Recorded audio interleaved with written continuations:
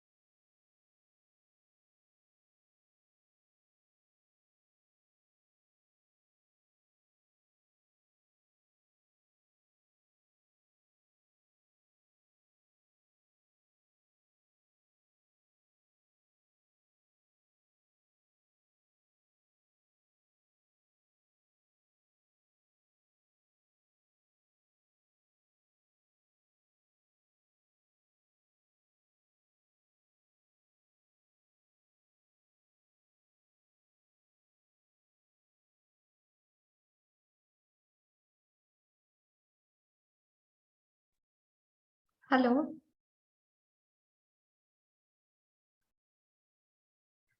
Could just someone put in my chat section if I'm audible properly?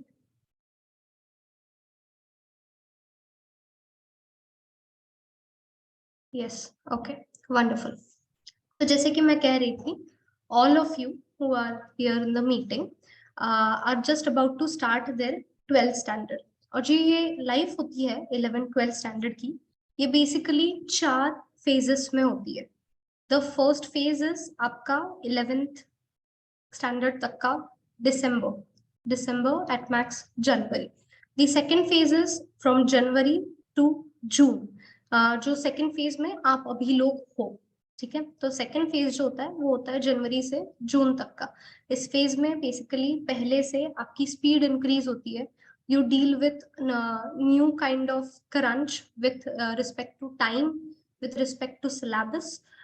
उसके बाद होता है थर्ड फेज जो आता है जून से सितंबर तक का, which is like that horse race course, जहां पर होता है ना वो मूवीज में कि हॉर्स रेस में अचानक कोई आगे निकल जाता है. तो जो प्रॉपरली पहले 2 फेजेस में अपनी स्पीड मेंटेन कर पा रहा है या सेकेंड फेज में कवर अप कर पाता है, वो थर्ड फेज में अचानक सामने जाते हुए दिखने लगता है. एंड द फिनाले फेजेस जहां पर आपके एग्जाम्स के साथ आप डील करते हो, जहां पे आप आपके पढ़ाई को फाइनल टचेस देते हो and everything that goes with that. तो जो सेकेंड फेज आप लोगों का अभी चल रहा है, इसमें कुछ इंपॉर्टेंट एस्पेक्ट्स होते हैं आपके पढ़ाई को लेके जो आपके फाइनलाइज होने चाहिए. जैसे कि फर्स्ट फेज के अंदर आपको पता चलता है कि आप कौन से सब्जेक्ट्स को अच्छा मानते हो, कौन से सब्जेक्ट्स को आप हार्ड समझते हो. आप हार्ड समझते हो, वो हार्ड होते हैं या ये नहीं, ये होता है. बट आपको क्या हार्ड लग रहा है, that is what is determined in the first phase. Secondly, आप एक डेली शेड्यूल के एस्पेक्ट से खुद का डिटर्मिनेशन करते हो. जैसे कि आप एक दिन में कितनी पढ़ाई कर पा रहे हो, आप आगे उसकी स्पीड कैसे बढ़ा पाओगे, आप एक दिन में 3 अलग अलग सब्जेक्ट्स पढ़ पाते हो या एक दिन में एक पे फोकस करके आपकी प्रोडक्टिविटी बढ़ती है. कुछ ऐसे लोग होते हैं जिनकी पढ़ाई दिन में अच्छी होती है, कुछ ऐसे लोग होते हैं जिनकी पढ़ाई रात में अच्छी होती है. तो ये जो भी डिटर्मिनेशंस होते हैं डेली शेड्यूल को लेके, ये आपको आपके 11th स्टैंडर्ड में ध्यान में आता है. बट बहुत बच्चे जो भी डेली शेड्यूल बनाते हो कि हमने एक शेड्यूल बनाया कि 2 चैप्टर्स दिन में करने का, उसके क्वेश्चन सॉल्व करने का, और उस हिसाब से अगर सब होगा तो बहुत अच्छे से पूरी पढ़ाई होगी. But we don't know how to stick to that schedule. मतलब शेड्यूल बनाकर भी हमको बहुत डिफिकल्ट होता है 1 हफ्ते से ज्यादा या 2 हफ्तों से ज्यादा उस शेड्यूल को स्टिक करना. कुछ लोगों को तो 1-2 दिनों में ऐसा लगता है कि यार नहीं, अब हो गया, आउट ऑफ हैंड जा चुका है. तो व्हाई दिस पार्ट हैपेंस, क्योंकि हम हमारे प्लानिंग में, शेड्यूल के प्लानिंग में एरर मैनेजमेंट का एस्पेक्ट नहीं लेते. एरर मैनेजमेंट मतलब क्या, there there should be somewhat of a buffer, somewhat of a scope of error. अगर आपके प्लान में कुछ मिस आउट हो जाता है तो उसको आप फिक्स करने की भी प्लानिंग पहले से करो. That is called as error management. सबको ये बात समझ में आ रही है? Just to keep the session a little bit of interactive, जो जूम में है वो प्लीज मुझे साथ में चैट में येस और नो में जब भी कुछ पूछती हूँ मुझे जवाब देते चलिए. Okay okay. तो that's what I was calling error management. So पहला चीज जो मैंने शुरू किया that was daily schedule. By now you should be able to determine कि आपका डेली शेड्यूल किस तरीके से होना चाहिए. What kind of study pattern works with you. What kind of study pattern works with you. और अगर आप उसको अभी तक डिटरमाइन नहीं कर पाए हो तो इट इज हाई टाइम कि विद इन अ मंथ आप वो कर लो, कि आप एक सब्जेक्ट को ही पूरा फोकस करके दिन में अच्छे से पढ़ पाते हो, या दो सब्जेक्ट्स लिए तो आप उसको मिक्स मैच करके ये कर पाते हो, या किसी के थ्योरी का पार्ट, किसी के क्वेश्चन का पार्ट एग्जैक्टली किस तरीके का डेली शेड्यूल आपको जचता है. द सेकेंड एस्पेक्ट जो आपके डेली शेड्यूल में आना चाहिए दैट इज ऑफ एक्सरसाइज. आपका physical fitness. It is not just about physical fitness. Exercise के साथ आपके बॉडी को जो ट्रेनिंग होना चाहिए to go with that daily schedule, मतलब जो आपको एरर मैनेजमेंट में भी जो हेल्प करेगा, something that will help you to stick with your daily schedule. One of the aspects is exercise and that should include pranayama, not just stretches or yoga. It should always include pranayam. आपकी breathing exercise का आपके brain work पे सबसे ज्यादा असर होता है, तो उस हिसाब से उसको आपके डेली शेड्यूल में आपने इनकलकेट करना है. The next aspect would be having some kind of leisure activity. Leisure activity का मीनिंग क्या होता है, जैसे आपकी कोई हॉबी होगी, dance, music, drawing, art, anything, even listening to songs, जो भी है, you have to use it as a win gift mechanism to yourself. जैसे आपकी कोई भी एग्जाम होती है, एग्जाम अगर हो गई, आपने खुद को थोड़ा लीजर टाइम देना, यानी आपकी जो भी हॉबी है उसको हाफ एन आवर या 1 घंटा देना है. अगर आपने आपका जितना भी टारगेट रखा था दिन का, अगर वो अचीव कर लिया, तो रात के समय में 10 मिनट आप आपकी लीजर एक्टिविटी को दोगे. But what should be taken care of, leisure activity में ऐसा कोई भी एस्पेक्ट नहीं होना चाहिए जिससे स्क्रीन रिलेट हो. ठीक है, तो वो कोई मोबाइल गेम्स नहीं हो सकते, कोई मूवीज देखना नहीं हो सकता, कोई सीरीज देखना नहीं हो सकता. बिकॉज जो ये चीजें हैं, गेम्स वगैरह, ये इनके खुद के लॉयल्टी प्रोग्राम्स चलाते हैं, यानी they keep you on their hook. ठीक है, अभी हम क्या कर रहे हैं, पढ़ाई को हुक पे रखने की कोशिश कर रहे हैं. We don't need another hook to work on it. ठीक है, तो nothing that has a screen, but जो आपकी एक हॉबी है आप उसको आपकी लीजर एक्टिविटी में ले सकते हो. नाउ जो आज के सेशन का सबसे बड़ा एस्पेक्ट था, ट्रेन योर माइंड वाला, I will come to that part, because that is how आप एरर मैनेजमेंट और आपके शेड्यूल को साथ में लेके आपकी प्रोडक्टिविटी को मैक्सिमाइज कर पाओ. ठीक है, to do that first of all we'll have a short activity. Okay, आप सब लोग बचपन से अल्फाबेट सीखे हो, आपको A to Z पूरे लेटर्स आते हैं. Will have it extremely simple, जो प्ले ग्रुप में भी अपन कर सकते हैं.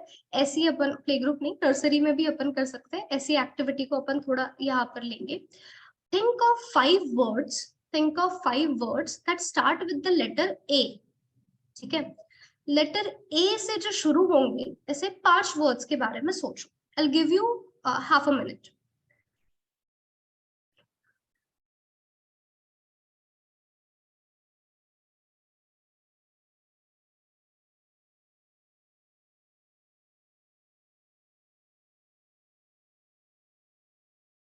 Okay, I think almost everyone might have thought of at least 5 words जो letter A से शुरू हो. We'll repeat the activity for the letter B. B for ball वाला जो B होता है, उससे आप 5 words सोचिए from the letter B.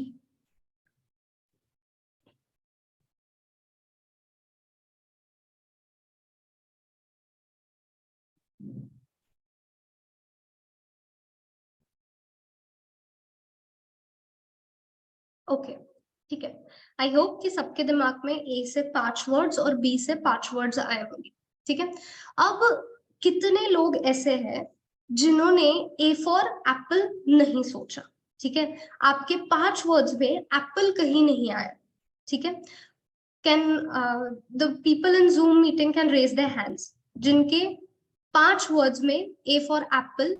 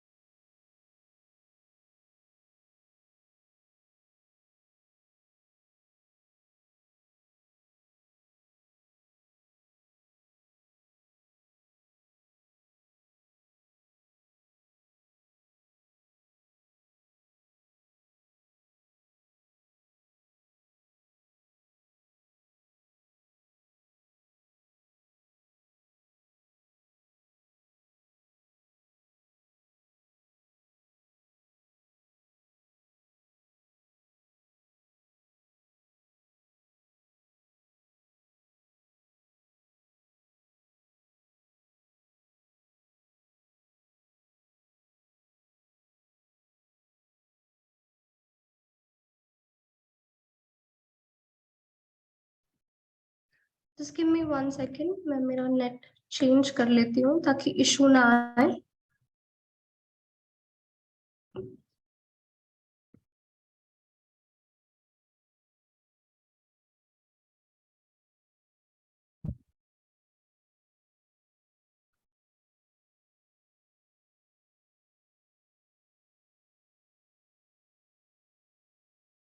Okay, अब आवाज में क्लैरिटी है मेरे? Okay, great. हम डिस्कशन कर रहे थे अबाउट ए फॉर एप्पल। तो जो पढ़ाई का फ्रैगमेंट जो हम सबसे ज्यादा पढ़ते हैं, सबसे बेसिक इसमें पढ़ते हैं, और जो हमको सबसे ज्यादा सुनने में आता है, वो क्या होता है? A for apple. इसलिए वो दिमाग में सबसे पहले आता है। And this is the first lesson of training your mind. Always stick to the basics. जो आप बेसिक में पढ़ते हो उसको कभी भी पहले ध्यान में रखा करो। Always stick to the basic, always start from the basics. ठीक है? Going moving towards the second lesson, B for ball कितने लोगों ने नहीं सोचा?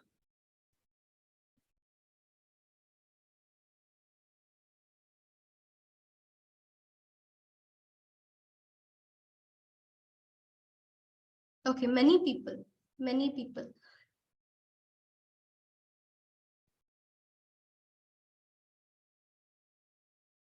Okay, here is your second lesson for training your mind. जब मैं बोल रही थी कि आप लेटर्स या वर्ड्स सोचो फ्रॉम द लेटर बी, तभी मैंने बोला बी फॉर बॉल। तो जो सामने है हम उसको पहले क्यों नहीं सीख रहे? ठीक है? मैनी पीपल क्या करते हैं लोग कि हम पहले पूरा रीडिंग करेंगे एक 5 चैप्टर्स की, फिर हम वो 5 चैप्टर्स को सॉल्व करेंगे। नहीं, आप जब उसकी रीडिंग करते हो तभी आपको उसके साथ के जो क्वेश्चंस है वो वहां पर सॉल्व करेंगे, तब वो कंसेप्ट के बेस में आप जा पाओगे टू नो कि आपको एग्जैक्टली कौन से कंसेप्ट में अभी भी डाउट है, कौन से कंसेप्ट अभी तक आपके दिमाग में डेप्थ तक नहीं गए। तो जो सामने ऑलरेडी है, जैसे बी फॉर बॉल मैं खुद बोल चुकी थी, जो ऑलरेडी सामने है उसको हमको अपने पास लेना है, अपने कंसेप्ट उसके पहले क्लियर करा लेना है जो अवेलेबल है। क्या कर, और एक जो गलती होती है स्टूडेंट से, वो क्या होती है कि हम जाते हैं पहले, अगर हमारा पीछे का कुछ मिस हुआ है तो हम बैकलॉग करने पहले जाते हैं, और जो करंट में चल रहा है हम उसको छोड़ देते हैं। हम कभी कभी उसको ये करते हैं, वो आगे और वापस बैकलॉग जाएगा, वो साइकिल वैसे ही आगे बढ़ती जाएगी। तो स्टॉप दिस साइकिल, हमको पहले हमारे करंट पे स्टेबिलिटी लानी पड़ेगी, और उसके साथ जो हम एक्स्ट्रा टाइम निकाल पाएंगे उसके साथ हमको बैकलॉग वाला पार्ट धीरे धीरे करना पड़ेगा। ठीक है? This was the second lesson. Okay, now the third lesson is कि आप क्या एग्जैक्टली इमेजिन करते हो। ठीक है? एप्पल की बात की है, तो all of you just close your eyes for 10 seconds and imagine an apple. ठीक है? Imagine an Apple.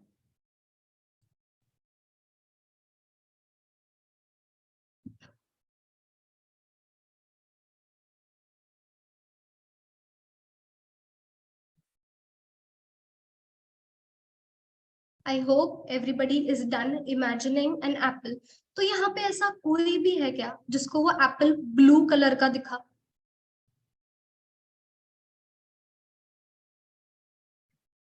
कोई ऐसा है क्या कि जिसको वो एप्पल ग्रीन कलर का दिखा?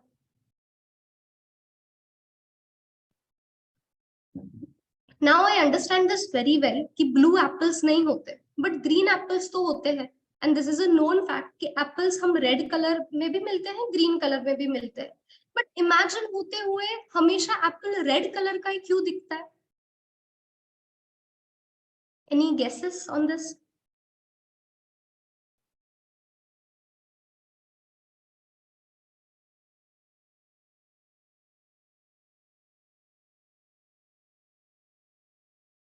It is a common colour rather than जो बचपन से आप बुक्स में देखते आए हो, जो आपके बेसिक्स में आपने उसको जिस तरीके से पढ़ा है, that is how you visualise it.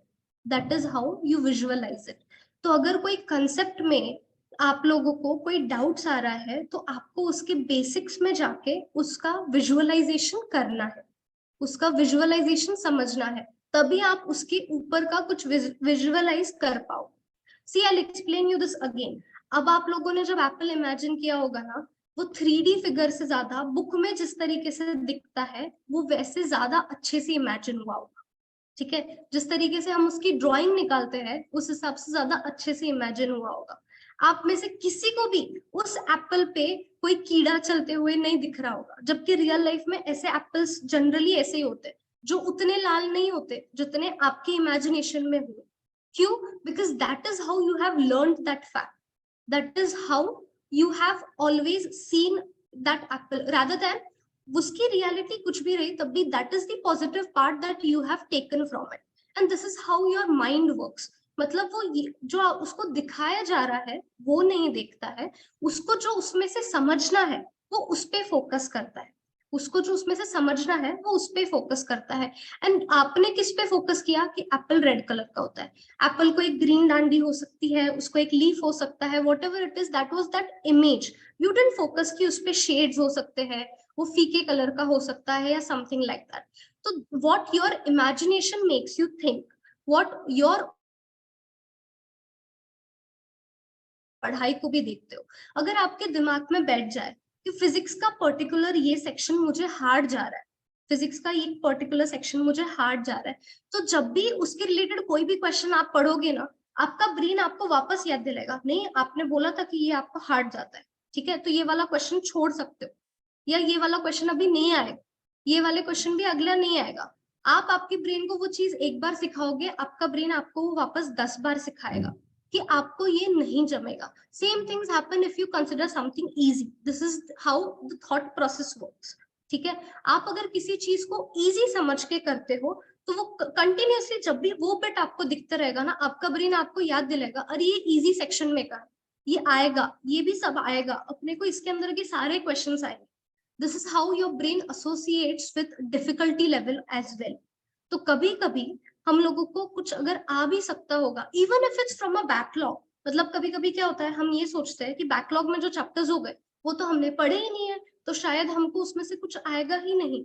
But if you even keep a concept in front of you and आप उसको पूरे एफर्ट के साथ सिंपल लैंग्वेज में रख के रीड करो, तो यू विल अंडरस्टैंड कि कुछ चीजें जिनको आप डिफिकल्ट समझ रहे थे वो काफी आसान निकल सकती, वो काफी ज्यादा आसान निकल सकती। You have to train your brain to think कि चीजें डिफिकल्ट नहीं है, चीजें वही है जो आप आपके ब्रेन को बोल रहे हो। और अगर आप आपके ब्रेन को बोलो कि there is no such thing as a difficult subject, because even you need to understand कि आप अब जिस स्टैंडर्ड्स में हो, 11th 12th की जहाँ पे मैं बात करूं, केमिस्ट्री में भी कितने डिविजन्स है, फिजिकल, ऑर्गेनिक, इनऑर्गेनिक, उसी तरीके से फिजिक्स में भी है, आपका इलेक्ट्रिकल सेक्शन अलग होता है, ऑप्टिक्स का सेक्शन अलग होता है, हर चीज के अलग अलग सेक्शंस है।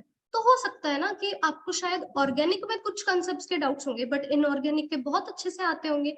तो इसका मतलब अगर अगर मैं बोलूँ कि केमिस्ट्री सब्जेक्ट डिफिकल्ट है, तो ये जरूरी है क्या कि ऑर्गेनिक भी डिफिकल्ट है तो इनऑर्गेनिक भी डिफिकल्ट होगा, फिर फिजिकल भी डिफिकल्ट होगा?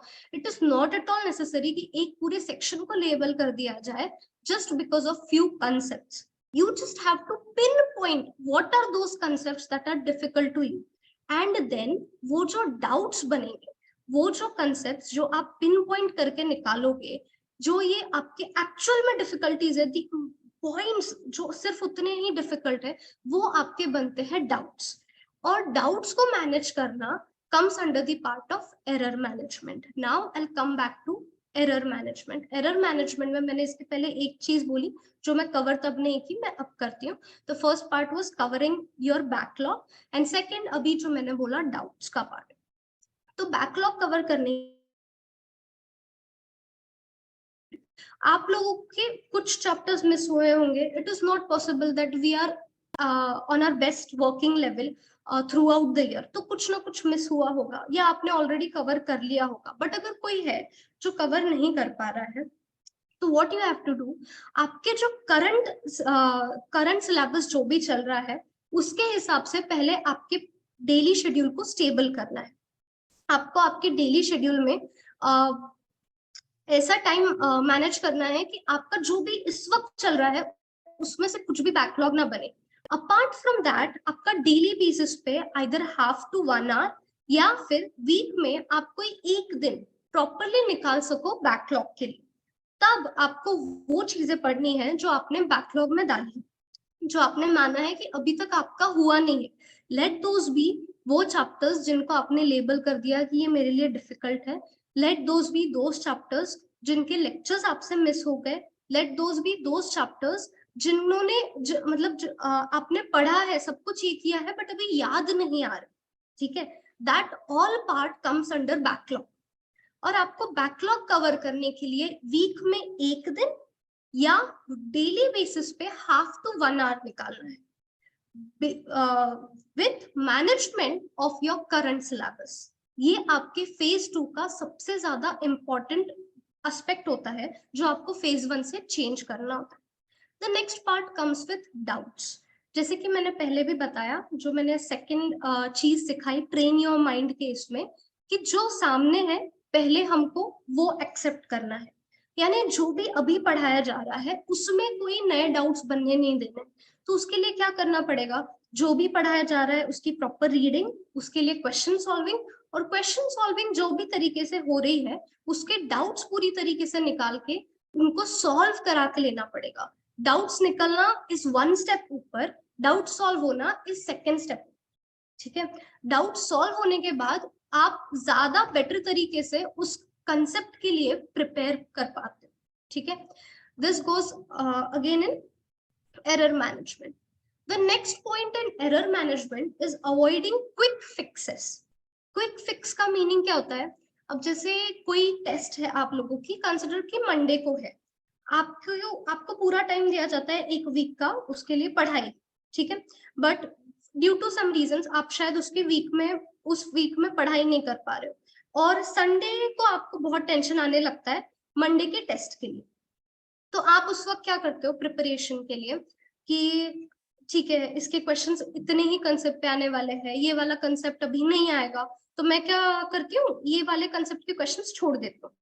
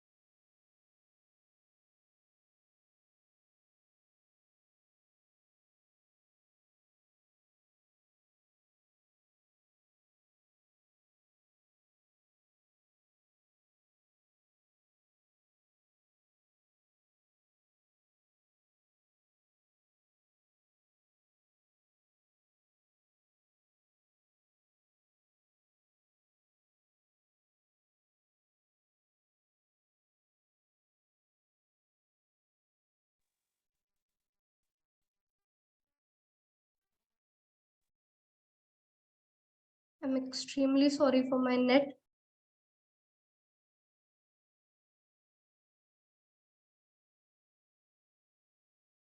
Right, I was talking about avoiding quick fixes. तो मैं वो टेस्ट का एग्जाम्पल दे रही थी जहां पर मैंने बोला कि हम शॉर्टकट्स ढूंढते हैं हमारे शॉर्ट टर्म गोल को अचीव करने के लिए।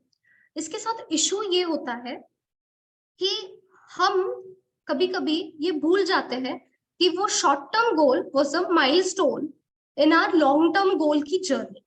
ठीक है, लॉन्ग टर्म का गोल आपका क्या होगा, आपकी जो भी मेन एग्जाम जिसके लिए आप प्रिपेयर कर रहे हो, let that be JEE, let that be NEET, let that be any other exam, वो आपका लॉन्ग टर्म गोल है। All of your short term goals should act as a milestone जहां पे आप वहां तक पहुंच रहे हो। ठीक है, बट अगर मैं मेरे शॉर्ट टर्म गोल के बारे में ही बार बार सोचती रहूंगी तो मैं ये भूल जाऊंगी कि मेरे लॉन्ग टर्म गोल में मैं एक्चुअली उसके हिसाब से सही डिसीजंस ले रही हूँ या नहीं ले रही हूँ। द सेम एग्जाम्पल जो मैंने दिया कि टेस्ट के लिए मैं पढ़ाई संडे को शुरू कर रही हूँ तो मैं कुछ चीजें छोड़ देती हूँ। अब इसके साथ प्रॉब्लम क्या होता है, we don't account for these mistakes that we do. मतलब क्या, हमको ये याद नहीं रहता है कि फिर ये चैप्टर मेरा बैकलॉग में जाएगा। ऐसा होता है कि ये टेस्ट के लिए निकल गया तो ठीक है, अभी आगे का पढ़ेंगे। ठीक है, मतलब आप ये समझते हो कि वो वापस से पढ़ना ही नहीं पड़ेगा, और जब उसको एंड में वापस पढ़ना पड़ता है तब उसका कुछ भी याद नहीं आता है, या फिर 4 महीने बाद अगर वो किसी और टेस्ट में भी वापस आने वाला होगा तो तब भी आपका उसके रिलेटेड पूरा प्रिपरेशन तो हुआ ही नहीं है। एंड यू डोंट नो कि आपने एग्जैक्टली वो 20% में जो जो छोड़ा उसमें से कितना आपके मेन एग्जाम के लिए इंपॉर्टेंट था, राइट? तो these things happen when you take quick fixes. You have to avoid quick fixes completely, ठीक है? और ये मतलब हर छोटी छोटी बात में ध्यान रखना है। There is no such thing as a shortcut to a long term goal. अगर आप ये सोच रहे हो कि मुझे मेरा मूड नहीं हो रहा है पढ़ाई करने का, तो क्या करना है मूड आने के लिए? 5 मिनट मैंने कोई मूवी देख ली या कोई गेम खेल लिया या anything that acts as a hindrance in your work, anything that acts as a hindrance in your work, even though it will help your mood, but it will be a quick fix जो आपको ultimately सिर्फ नुकसान कराएगा, ठीक है? तो हमको उसको पूरी तरीके से अवॉइड करना है, ठीक है? मूड ठीक नहीं हो रहा है तो आप आधे घंटे का ब्रेक लो, सिर्फ 5 मिनट का इस तरीके का ब्रेक मत लो जो अचानक आपको ये कर दे। आप आधे घंटे का पूरा प्रॉपर ब्रेक लो। You go on the ground, you play something, you do not something that can hamper your progress, जो आपको एक्चुअल में कॉन्सेंट्रेट करने नहीं देगा, ऐसी कोई भी चीज करना नहीं है। This is how you have to avoid quick fixes completely, ठीक है? Are there any doubts? I am not sure am I audible right now?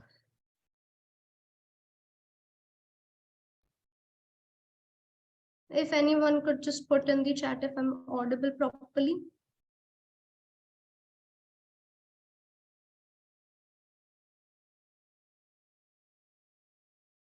Okay, okay, great. Another thing that comes with training your mind is the revision aspect, ठीक है? तो जैसे मैंने बोला कि जो चैप्टर्स आपके हो चुके थे, बहुत अच्छे से प्रॉपर्ली हो चुके थे, बट अब जिसका अभी कुछ याद नहीं आ रहा, उसको भी हमको बैकलॉग में डालना है, उसको भी हमको बैकलॉग में डालना है। Why is that? Why is that being done? तो most of you might be knowing what are neurons. Can anybody tell me what are neurons?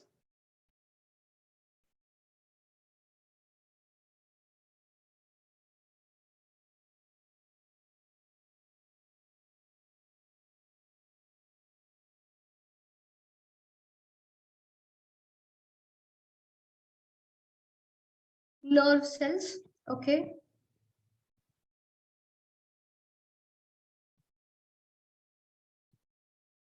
Brain cells, okay, ठीक है। बेसिकली आप जब भी कुछ करते हो ना, अगर आप नए तरीके से, let that be a very simple activity, push pull जैसे भी अगर कोई एक्टिविटी रही, तो आपके पूरे बॉडी पार्ट्स का कंट्रोल किसके पास है? आपके ब्रेन के पास है। तो कहीं ना कहीं मेमोरी में ये सेव करना होता है कि पुश किस तरीके से करना है, पुल किस तरीके से करना है, या कोई भी एक्टिविटी किस तरीके से ये करना है। मेमोरी में भी इसी तरीके का ये होता है। मेमोरी में भी आप अगर जब भी कुछ पढ़ते हो तो उसके लिए न्यूरॉन्स यानी कुछ सेल्स आपस में इंटरलिंक होके उस चीज को आपके दिमाग में बनाते हैं। ऑफ कोर्स वो धुंधली होते जाती है विद टाइम, मतलब वो जो पैच होता है उसका उसमें वीकनेस आने लगता है with time, if not refreshed. तो ये तो चीज आप सभी को पता है कि रिविजन करते हैं तो अपने को जब चीजें हल्की हल्की याद आती है, पर रिविजन करने के बाद बहुत अच्छे से याद आने लगती है। तो ये क्यों होता है कि अगर आपके ब्रेन में पुराने कुछ ऑलरेडी न्यूरॉन के कनेक्शंस बने हुए और अगर उसमें से बार बार इम्पल्स जा रहा है, यानी आप वो एक्टिविटी बार बार कर रहे हो, तो उसमें स्ट्रेंथ आती है, उस न्यूरॉन पैटर्न में स्ट्रेंथ आती है, ठीक है? और इस स्ट्रेंथ को भी बनाने का एक ब्रेन मैनिपुलेशन का भी एक तरीका होता है। यानी अगर आप एक चीज एक दिन पढ़ो और उसको 7 दिन बाद वापस पढ़ो, ठीक है? 7 दिन बाद वापस पढ़ो, तो उसमें पहले वीकनेस होगा, but if you follow a rule कि हमने उसको पहले 7 दिन बाद पढ़ा, फिर 10 दिन बाद पढ़ा, फिर 14 दिन बाद पढ़ा, फिर 20 दिन बाद पढ़ा, कुछ ऐसे बढ़ते हुए गैप के साथ पढ़ो, तो उसका स्ट्रेंथ और ज्यादा बढ़ता है, उसका स्ट्रेंथ आपकी मेमोरी में और ज्यादा बढ़ता है, ठीक है? तो we have to follow that same pattern for our revision. जो चीजें अभी धुंधली धुंधली लग रही है, हमको उनको वापस रिविजिट करना है। तब तक कुछ और चीजें होगी जो धुंधली लगना शुरू हो जाए, हम उसको वापस तब रिविजिट करेंगे। विथ टाइम वापस हमको टाइम मिलेगा कि हम हमारा बचा हुआ पार्ट भी वापस रिविजन कर सके। अगर आप ये सोचोगे कि आज आप जितना भी पढ़ रहे हो उसको हम एग्जाम के पहले तब वापस रिवाइज करेंगे, तो उसका न्यूरल नेटवर्क में कोई स्ट्रेंथ नहीं आएगा, because it has to deal with the pressure कि ये हम कल के एग्जाम के लिए पढ़ रहे हैं, ये हम कल के एग्जाम के लिए पढ़ रहे हैं। I will give you my own example, ठीक है। इलेक्ट्रॉनिक्स सब्जेक्ट, एक इलेक्ट्रॉनिक्स होता है आपको 12th स्टैंडर्ड में, मैं पढ़ाती हूँ वो सब्जेक्ट। तो मेरे 12th स्टैंडर्ड में भी जो मेरा 11th 12th का इलेक्ट्रॉनिक्स था, उसमें मुझे एक चैप्टर बहुत हार्ड लगता था, बहुत ज्यादा हार्ड लगता था। और इलेक्ट्रॉनिक्स वोकेशनल सब्जेक्ट होने की वजह से मैंने मेरे एग्जाम के टाइम उसको पूरी तरीके से उस चैप्टर को छोड़ दिया था। जब मैंने वो सब्जेक्ट पढ़ाना शुरू किया, आई डेंट रियलाइज कि मैंने एक्चुअली इसको हार्ड समझ के छोड़ दिया था।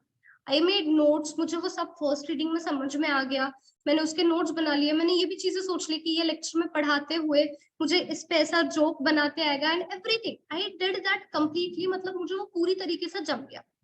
क्यों? क्योंकि first thing, I was not dealing with the pressure कि ये मैं सिर्फ एग्जाम के लिए पढ़ रही हूँ। आई न्यू कि इसको जब मुझे वापस पढ़ना है या वापस किसी के सामने प्रेजेंट करना है, तो उसके लिए मैं उसको किस तरीके से पढ़ूंगी। That is how somewhat your mentality should be, कि जब मैं इसको वापस याद करने की कोशिश करूंगी या करूंगा, या जब मुझे इसका एक्चुअल में यूज करना रहेगा, तब मैं इसको किस तरीके से पुट करूंगा, या मेरे वर्ड्स में इसको किस तरीके से मैं ला पाऊंगा। How do you visualise it? आप उसको विजुअलाइज करोगे तभी तो आप उसको बता पाओगे ना। तो coming back to that visualisation वाला part, how do you visualise that concept, आपके हिसाब से उसका वर्किंग किस तरीके से है। And once that concept starts to built in your imagination, अपने आप it goes into your permanent memory section rather than the weak structures of your neuron networks. Is everybody understanding this?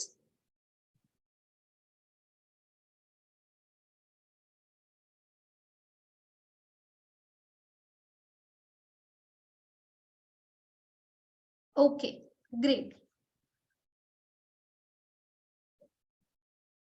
Next part of backlog would be doubts का backlog, ठीक है। Doubts का भी एक backlog बन सकता है।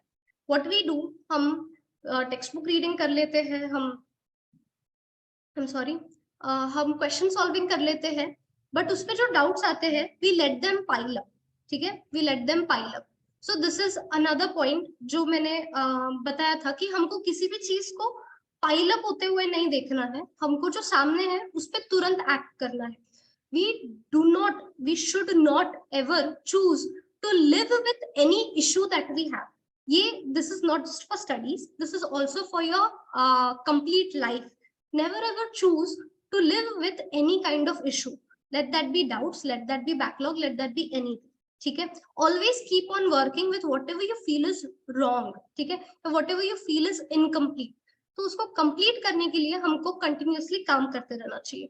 अब इसका रीजन क्या होता है, इवन तो आपको लग रहा होगा कि आपका वो चैप्टर पूरा हो चुका है, बट उसमें के जो डाउट्स बचे हुए हैं ना, it will not let your brain have the feeling of completing that chapter, ठीक है। It will not ever let your brain to have that chapter. और ब्रेन का एक विनिंग मैकेनिज्म होता है, जैसे जो भी गेम्स और सर्विसेज होती है मोबाइल फोन एप्स में, वो यूज करते हैं इसको, कि अगर आप डेली चैलेंजेस या डेली रिवॉर्ड्स जिसको बोलते हैं, आपने ऐप खोला तो आपको वो गिफ्ट दे रहे हैं, your brain loves that mechanism. तो उसी तरीके से आपके चैप्टर्स भी खत्म होने के बाद जो आपको खुशी होती है ना, that is because of that itself. जो डोपामीन रिलीज होता है because you have completed something, वो कंप्लीट नहीं हो सकता जब तक उसमें से कुछ भी डाउट्स या एनी एस्पेक्ट इज रिमेनिंग। तो हमको क्या करना है, हर चीज को एक कंप्लीट होने का फीलिंग देना है। तो अगर चैप्टर भी कर रहे हो तो उसके डाउट्स भी हम लोग कभी भी पाइल अप नहीं करेंगे, उस चैप्टर के साथ ही खत्म करेंगे। अगर हम एक्सरसाइज भी कर रहे हैं तो हमने उसको जितने मिनट का बोला हुआ है, फिर चाहे स्लो पेस से करेंगे, बट जितने भी टाइम के लिए हमने सेट किया है, जो भी एजेंडाज हमने सेट किए हैं, वो हम कंप्लीट ही करेंगे।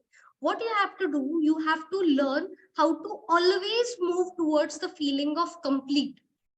कंप्लीट करना है हमको हर प्रोसेस को, चाहे हम छोटे छोटे प्रोसेस से शुरू करें। क्योंकि क्या होता है, आप अगर बहुत बार चीजों को अधूरा छोड़ते चलो ना, तो कहीं ना कहीं उस चीज का इम्पैक्ट होना कम हो जाता है। यानी अगर मेरे बहुत सारे चैप्टर्स इनकम्प्लीट है, उसके बाद मैं कोई चैप्टर कंप्लीट करूं, तो वहां पे रिलीज होने वाले डोपामीन का मुझ पे वो असर नहीं होगा जो एक स्ट्रीक में 6 बार कंप्लीट होने के इससे होगा, स्ट्रीक बनने से होगा। ठीक है, तो what we have to do, जिस तरीके से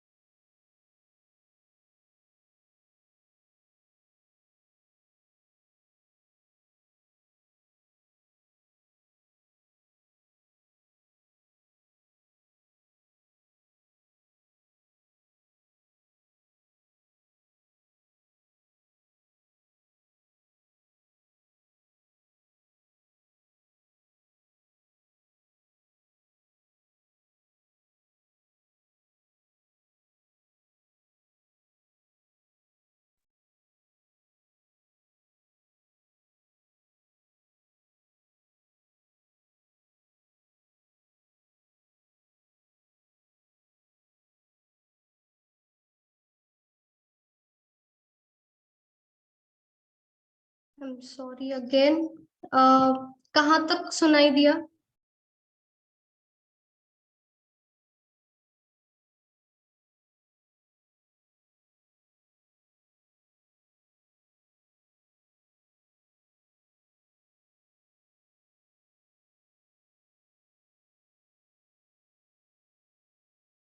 मैंने जो स्ट्रेस पॉइंट्स का बोला वो सुनाई दिया क्या?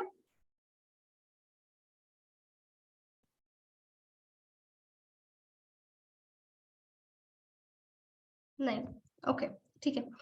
दिन में आपके 24 आवर्स के सीक्वेंस में if you are getting an adequate sleep, ठीक है, अगर आपकी स्लीप साइकिल प्रॉपर तरीके से चल रही है, तो आपको 4 से 5 दिन में फोकस पॉइंट्स मिलते हैं या स्ट्रेस पॉइंट्स मिलते हैं। अब फोकस पॉइंट्स और स्ट्रेस पॉइंट्स क्या होता है, इसका मैं एग्जांपल देती हूँ। कोई भी पुरानी मूवी का कोई डायलॉग लेते हैं, एक second just.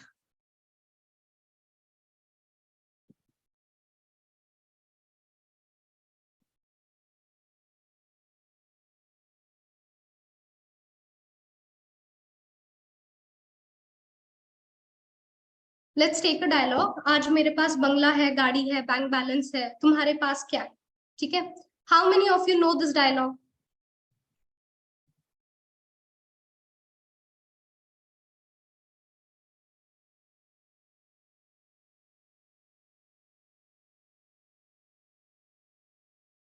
Okay, many of you, great. तो अब मुझे बताओ, जिन लोगों को ये डायलॉग पता है, क्या आप लोगों को पता है कि ये कौन से मूवी का है?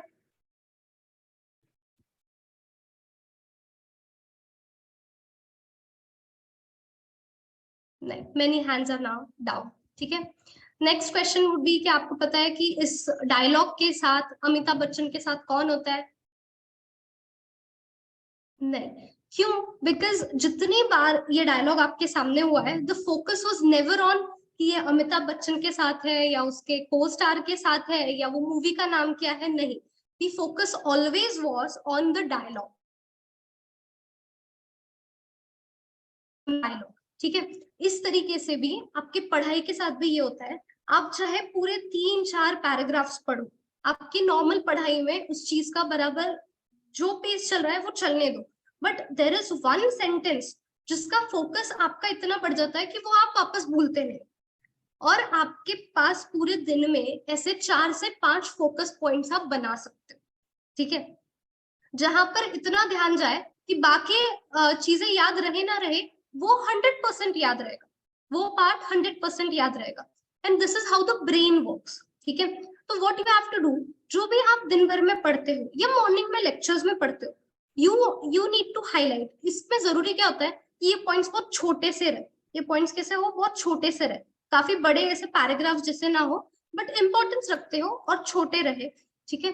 और जब रात में आप सोते हो तो उतने ही 4 से 5 पॉइंट जो आपने दिन भर के लिए मार्क किए हैं, जो आपने आपके दिन भर के पढ़ाई में से मार्क किए हैं, वो आपको रात में सोते वक्त वापस पढ़ने हैं। This will create your focus point. मतलब जो नेचुरली आपके ब्रेन में आता है उसके बजाय आप आर्टिफिशियली उसको आपके ब्रेन में ला रहे हैं। क्यों? क्योंकि आप उसी दिन उसको वापस रिवाइज भी कर रहे हो और इस एजेंडा से कर रहे हो कि वो पार्ट अलग से मुझे याद रहे, ठीक है। This is how an artificial focus point is created and this can be done in 24 hours for 4 to 5 things, ठीक है। तो 4 से 5 चीजें आप जो आपके दिन भर में पढ़ाई करते हो उसको मार्क करके रख सकते हो और रात में सोने से पहले उसको पढ़ सकते हो। एक दिन में चाहे 4 से 5 चीजें होगी, बट जो अभी से आपके पास 15 महीने हैं आपके एग्जाम तक, आपके एग्जाम होने तक 15 या 12 महीने या फिर जो भी है, जितना भी टाइम है, उसमें आप कितनी चीजें पढ़ सकते हो अगर आप इसको रेगुलरली फॉलो करो तो, ठीक है। दिस इज हाउ आर्टिफिशियली हम हमारे फोकस पॉइंट्स और हमारे पढ़ाई को मैच करें, ठीक है। The second is importance of breaks, ठीक है। इम्पोर्टेंस ऑफ ब्रेक्स, इसके लिए ना मैं एक शॉर्ट स्टोरी आपको सुनाती हूँ। It's a very famous story, I think काफी लोगों को तो ये ऑलरेडी पता भी होगी, but there was a wood cutter, there was a wood cutter. मतलब एक राजा पहले बोलता है कि मैं चाहता हूँ कि जितने भी वुड कटर्स हैं मेरे सब्जेक्ट्स में वो मुझे ज्यादा से ज्यादा बड़ा टारगेट कर के दे सके। तो जहाँ पे बाकी वुड कटर्स 10-10 ट्रीज कट करके एक दिन में देते हैं, वहां पर ये एक ऐसा वुड कटर होता है जिसने फर्स्ट डे ही 30 ये कट करके लाए, ट्रीज कट करके लाए। तो राजा उससे बहुत ज्यादा खुश हुआ, बहुत ज्यादा खुश हुआ। एंड देन ऐसे मतलब वो हर वीक राजा ये बोलने लगा कि एक दिन आपको मैं दे रहा हूँ जहाँ पे आपको वो ट्रीज हैं। तो फर्स्ट वीक उसका ये था, काउंट था 30 ट्रीज का, सेकेंड वॉज 27, थर्ड वॉज 24 और फोर्थ वीक में that went down to 15। Fourth week में अचानक फर्स्ट से वो हाफ हो गया। इवन तो वो बाकी सब्जेक्ट से अभी भी हाई है, बट खुद के कंपैरिजन में उसका बहुत ज्यादा डिग्रेडेशन हो रहा है। और अगर इस तरीके से होता रहा तो आगे you can understand the trend. तो फिर वो क्यों ऐसा हो रहा होगा, ऐसा राजा को ये होता है कि एग्जैक्टली क्यों उसका काउंट इस तरीके से कम होते जा रहा है। Can anybody just guess the answer? वो राजा जाकर उसको बता के आता है कि उससे ये गलती हो रही है करके।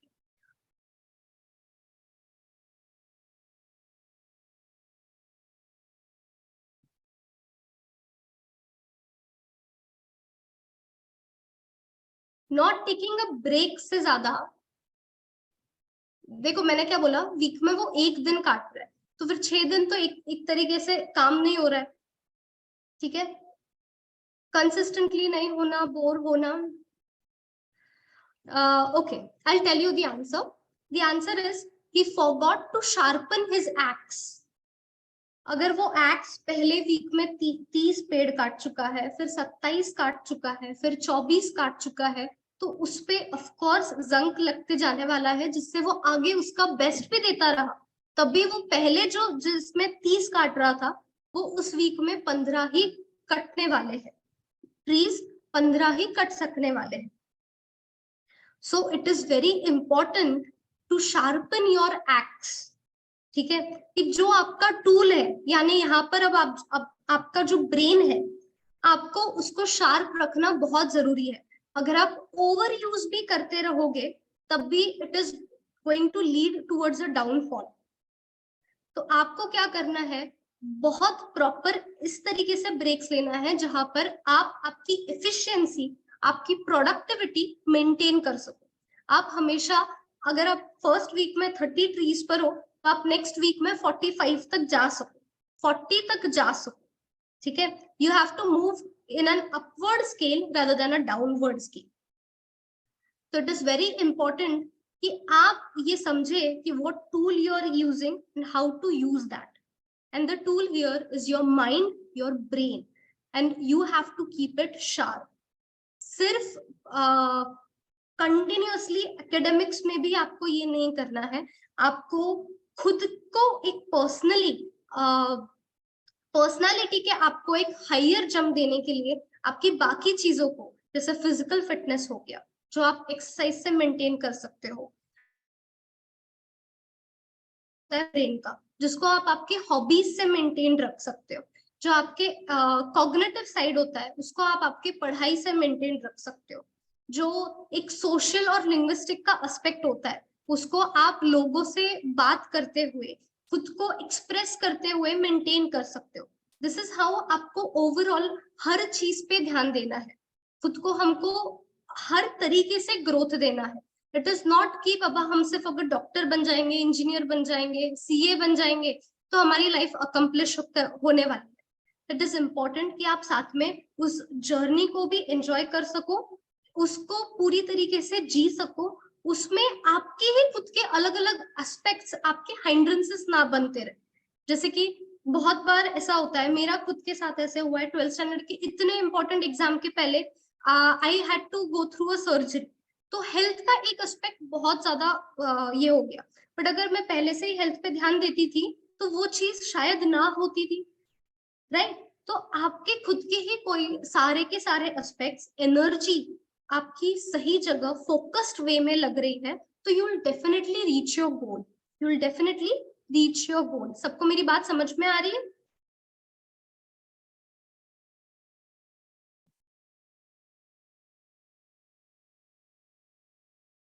Okay, wonderful. We are done with the 45 minutes of talk. I'll open the session for Q&A. अगर किसी को कोई भी questions है तो वो पूछ सकते हैं।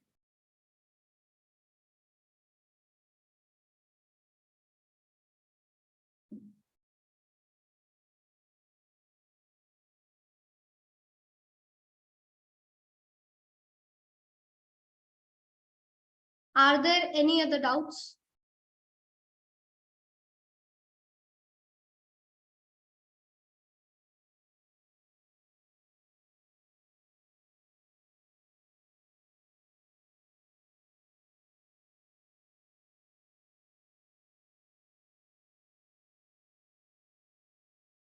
No doubts, none at all.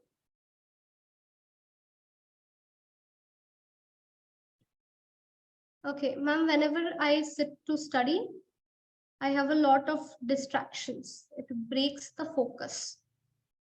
Okay, ठीक है। तो वैसे तो मैंने अभी फोकस के लिए काफी सारी चीजें बताई है, उन सब चीजों को आप इनकलकेट करो साथ में। If you are facing this problem at a very high level, तो स्टार्ट विद अ 40-20 रूल, कि 40 मिनट्स आप पढ़ाई कर रहे हो, 20 मिनट्स का आप ब्रेक ले रहे हो, और पर वीक उसके 5-5 मिनट्स चेंज करते रहो तब तक जब तक आप 55-5 पे ना आ जाओ। 55-5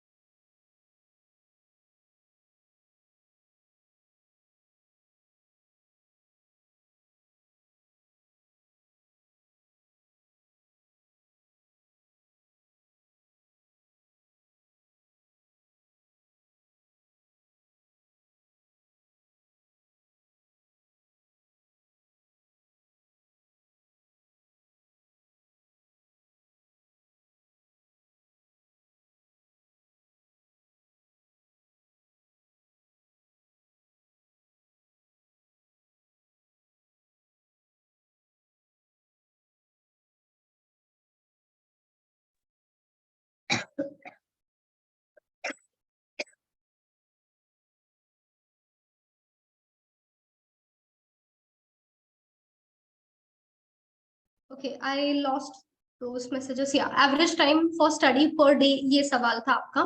तो मैं ये बता रही थी कि there is no such hour count, because पढ़ाई की क्वालिटी मैटर करती है। तो बट क्वालिटी वाइज, अगर क्वांटम वाइज आप दिन भर में एक पूरा चैप्टर, ठीक है, कंसिडरिंग कि आप उसकी रीडिंग भी कर ले रहे हो, क्वेश्चंस भी सॉल्व कर ले रहे हो, डाउट्स भी कर ले रहे हो, एक पूरा चैप्टर कर पा रहे हो, तो उस हिसाब से 1.5 चैप्टर का एक एवरेज ये होना चाहिए। बट यूजुअली हम एक चैप्टर दिन में नहीं कर पाते हैं, तो व्हाट वी डू कि हम रीडिंग तीनों सब्जेक्ट्स की कर रहे हैं या समथिंग। क्वांटम के हिसाब से मैं उस तरीके से बता रही फ्रेंड्स के साथ टाइम स्पेंड करना, is it okay to refreshing mind? Okay, this is actually a grey zone, जहां पर it can be positive as well as it can be negative, क्योंकि व्हाट वी डोंट रियलाइज कि हम कितना हमारा इमोशनल कनेक्ट बना दे रहे हैं हमारे फ्रेंड्स के साथ. इट इज ओके जहां तक हम लोग उसको सिर्फ रिफ्रेशिंग कंसिडर कर रहे हैं everything, but it is not okay when we are getting involve with issues that are related to them. ठीक है, कि अगर किसी फ्रेंड कोई इशू फेस कर रहा है, उनके घर पे कुछ हो जा रहा है, अगर उससे हम डिस्टर्ब हो रहे हैं, then it is not at all viable कि आप उनके साथ टाइम स्पेंड करने को रिफ्रेशमेंट मानो. बट अगर it is just quality time spending, तो then it is good. But it should be considered in a way कि हम एकदम उसमें इमोशनल कितना अटैचमेंट रख रहे हैं, कितना नहीं. Sleep time. Okay. 6 hours, 6 to 7 hours is average good sleep time. Ma'am, I always think that I am going on the right path of study and not, I feel confused all the time that will I do my best? Will I achieve my target? And I always think that I can't compete with students.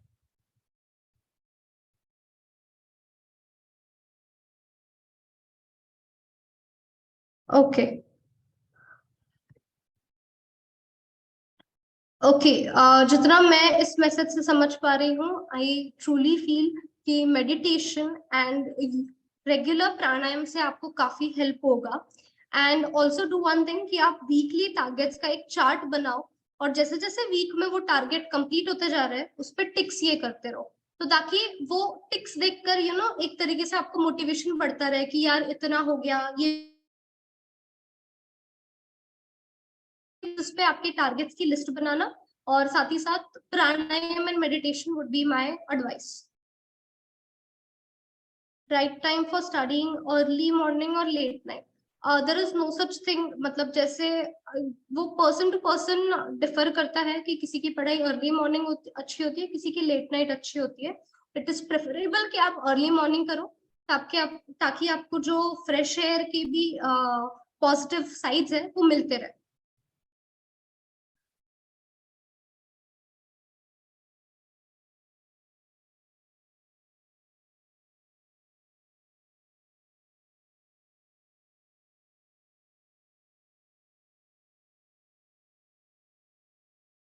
Again, how should I manage the number of questions on daily basis? ये जिसका question है, I'll say कि आप जिस range में कर रहे हो, that is already good enough.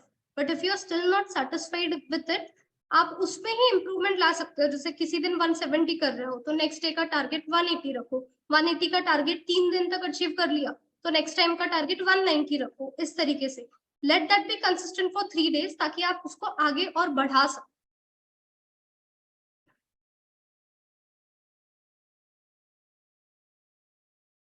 How to remember things for long time that we have studied, मैंने ऑलरेडी ये कवर किया है आज के लेक्चर में. अगर आपसे मिस आउट हुआ होगा तो प्लीज एक बार रिकॉर्डिंग देख लेना.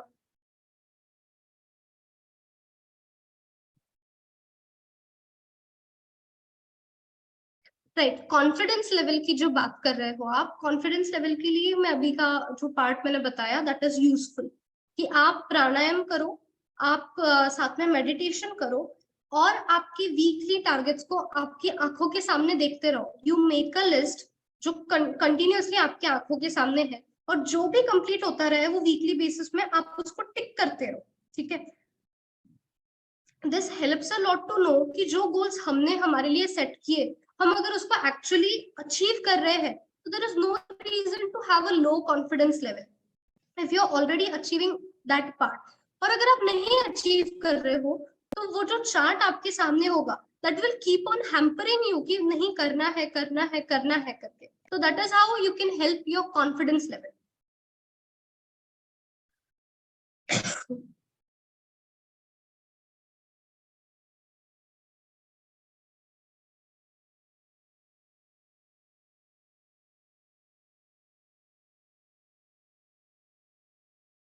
What should we do in revising a lesson? Just reading notes or textbook? नहीं नहीं, बेसिकली जो नोट्स आप बनाते हो, जो नोट्स आप बनाते हो when you are reading the textbook, या जब टीचर्स पढ़ा रहे होते हैं, करते हो उसमें कोई भी पॉइंट छूटना नहीं चाहिए। पहला काम ये आपने देखना चाहिए। सेकेंडली, जब आप रिविजन कर रहे हो तब आपने ये नोट्स पढ़ने चाहिए। Make sure that you write, because 4 times reading is equal to 1 time writing. तो आप नोट्स बनाओ, और नोट्स इस हिसाब से बनाओ कि they are crux of what the chapter is all about, जिसमें वो चैप्टर के सारे इंपॉर्टेंट एस्पेक्ट्स कवर हो रहे हैं। And you revise those notes. You can also use mind maps, you can also use associative maps. Associative maps का कैसे meaning होता है कि आपके टेक्स्ट बुक में पहला पार्ट है, जैसे for example Newton's laws of motion, तो उसके लिए उसमें क्या है सिर्फ 1 वर्ड में लिखा, उसके अंदर क्या है सिर्फ 1 वर्ड में लिखा, उसके किसी एक्सप्लेनेशन में और कोई इंपॉर्टेंट वर्ड आ रहा है वो वर्ड लिखा। जो सिर्फ इन वर्ड्स का एसोसिएशन बनता है उसको एसोसिएशन मैप बोलते हैं। सिमिलरली थोड़ा माइंड मैप भी बनता है। तो use mind maps or associative maps, and that will be helpful for you for remembering things for a long time.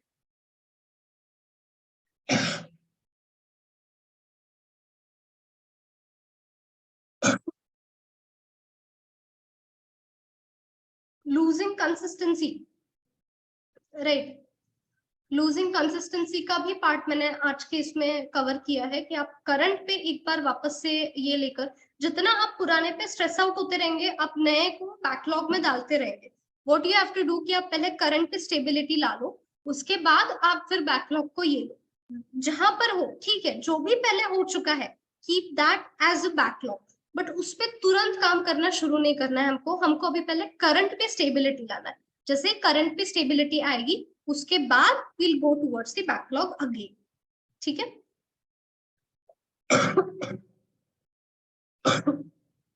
It's a very wide part जिसमें आता है स्ट्रेस जिन रीजन से आता है उन चीजों पे स्टडी करके उन पे डिसीजन लिया जा सकता है कि स्ट्रेस किस तरीके से कम हो, ठीक है। Okay, I think I have answered almost all the questions that I have got in the chat.